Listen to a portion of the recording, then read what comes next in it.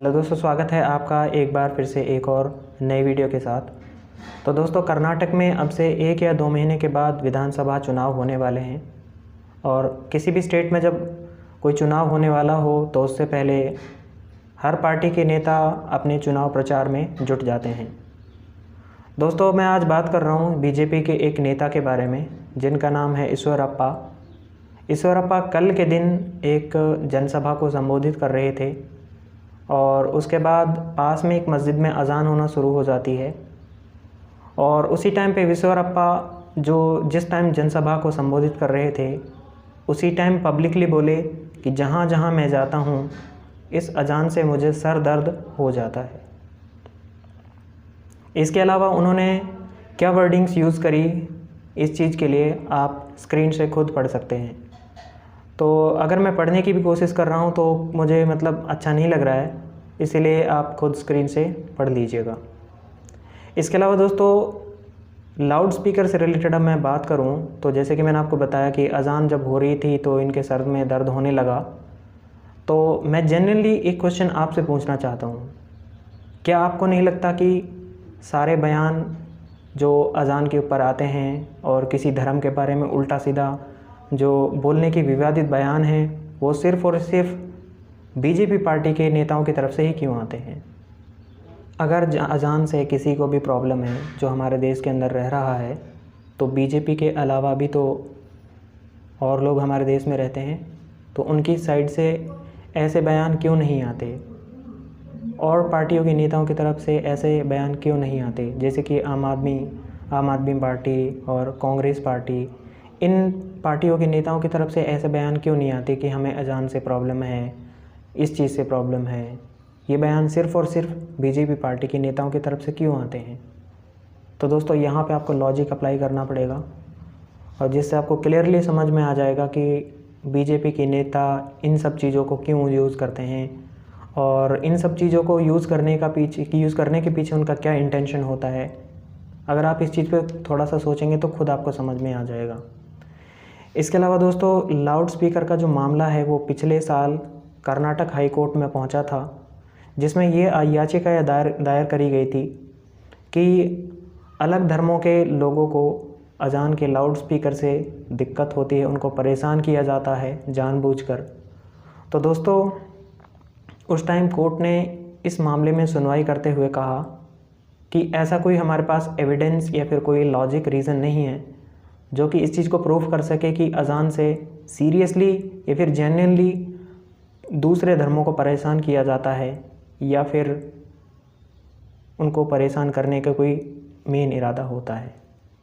इसीलिए Karnataka high court ने loud speaker के बारे में कोई ऐसा बयान नहीं किया कि अज़ान का जो लाउड स्पीकर है उस पर बैन लगाया जाएगा या फिर लाउड स्पीकर से अज़ान नहीं दे सकते, क्योंकि कोर्ट के पास भी कोई ऐसा लॉजिक या फिर कोई एविडेंस अवेलेबल नहीं था जिसके बेसिस पर कोई इस चीज़ के अगेंस्ट दैट मीन्स एक्शन लिया जा सके। इससे पहले दोस्तों, अगर हम 2005 की बात करें तो सुप्रीम कोर्ट ने 2005 में ध्वनि प्रदूषण से हेल्थ की परेशानियों का हवाला देते हुए लाउड स्पीकर से रिलेटेड कुछ बातें कही थी।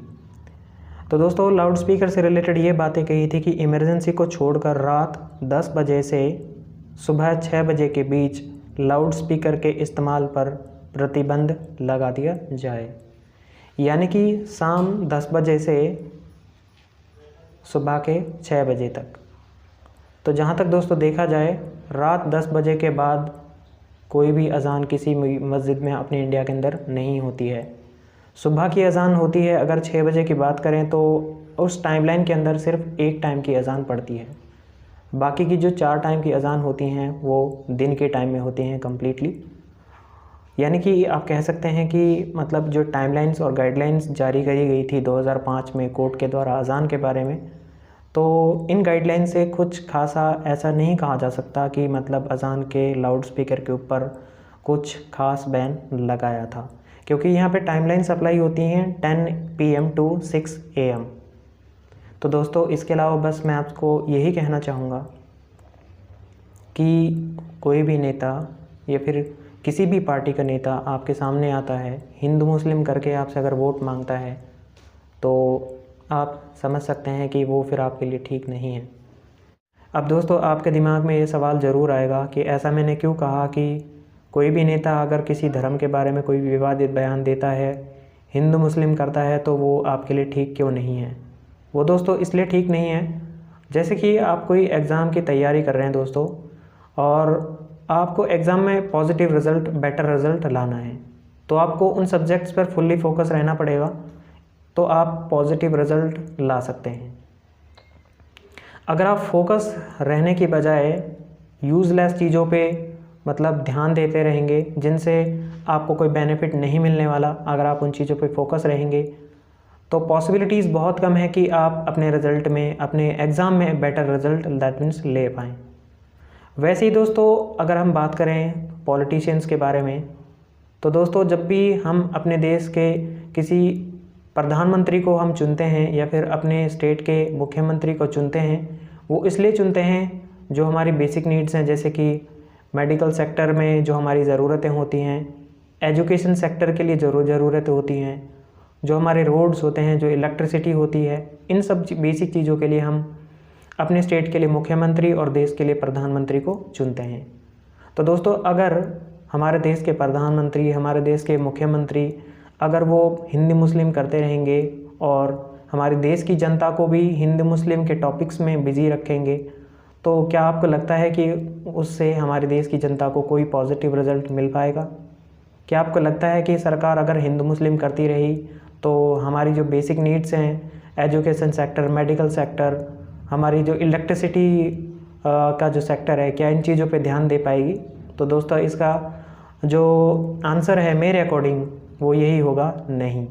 अगर मैं अपने पर्सनल ओपिनियन की बात करूं। बाकी दोस्तों अपनी राय प्लीज़ आप कमेंट में बिल्कुल मेंशन कीजिएगा। और बस इस रिपोर्ट में अभी के लिए बस इतना ही। मिलते हैं एक और नई वीडियो के साथ, और प्लीज़ चैनल को सब्सक्राइब कर लें, और रिक्वेस्ट करूँगा नोटिफिकेशन आइकन पे भी आप क्लिक कर लें। अभी के लिए बस इतना ही।